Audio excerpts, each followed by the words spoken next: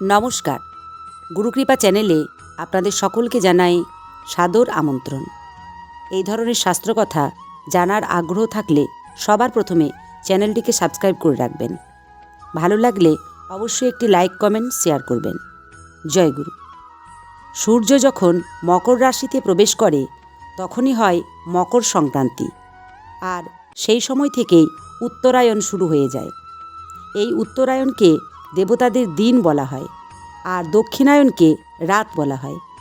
আমাদের এক বছর সমান দেবতাদের এক দিন হয়, আর সেই হিসাবেই দক্ষিণায়নের সময় স্বর্গের দরজা বন্ধ থাকে। তাই পিতামহ ভীষ্মদেব ইচ্ছামৃত্যু বর পাওয়ার পরেও কুরুক্ষেত্রের মাটিতে তীর দ্বারা বিদ্ধ হয়ে 58টা দিন ধরে পড়েছিলেন। উত্তরায়ণের শুরু হলে সেই মকর সংক্রান্তির দিন তিনি দেহত্যাগ করেছিলেন।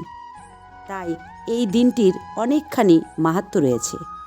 প্রত্যেকের উচিত সবার প্রথমে ওই দিন ভোরবেলা স্নান করা, কারণ ওই দিন ভোরবেলা স্নান করলে বিশেষ পুণ্য লাভ করা যায়।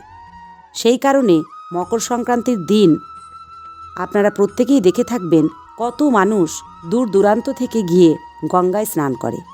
তাই আপনারাও সকলেই চেষ্টা করবেন ওই দিন ভোরবেলা সম্ভব হলে নদীতে বা পুকুরে, না হলে বাড়িতেই গঙ্গাকে স্মরণ করে স্নান করার। স্নানের পর শুদ্ধ বস্ত্র পরিধান করে সূর্যদেবকে প্রণাম জানাবেন। আরও ভালো হয় যদি তামার পাত্রে জল, লাল রঙের ফুল, দূর্বা, আতপ চাল দিয়ে সূর্যদেবের উদ্দেশ্যে অর্ঘ্য দান করতে পারেন। তারপর চালের তৈরি পিঠা, তিল, গুড় দিয়ে নাড়ু তৈরি করে সূর্যদেবের উদ্দেশ্যে প্রদান করবেন, আর ভগবানকেও ভোগ লাগাবেন। তারপর ভগবানের সেবা পূজা দিয়ে হরিনাম জপ করুন।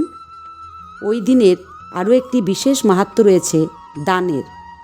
আপনার সামর্থ্য অনুযায়ী অন্ন, বস্ত্র, অর্থ, ফল, মিষ্টান্ন যা কিছু দান করবেন তার বহুগুণ ফল আপনি লাভ করতে পারবেন। আর সেই কারণেই দেখে থাকবেন বহু জায়গায় ওই দিন খিচুড়ি রান্না করে প্রসাদ বিতরণের ব্যবস্থা থাকে। আপনি একা যদি আয়োজন করতে না পারেন, তাহলে অন্তত যারা করছে তাদেরকে যতটুকু পারেন সহযোগিতা করুন। আপনার কিছু অর্থ তো ভক্তের সেবায় লাগবে। যাই হোক, শুভ দিনটি সকলে সুন্দরভাবে পালন করার চেষ্টা করুন। ভগবানের কৃপায় সবার মঙ্গল হোক। জয় গুরু।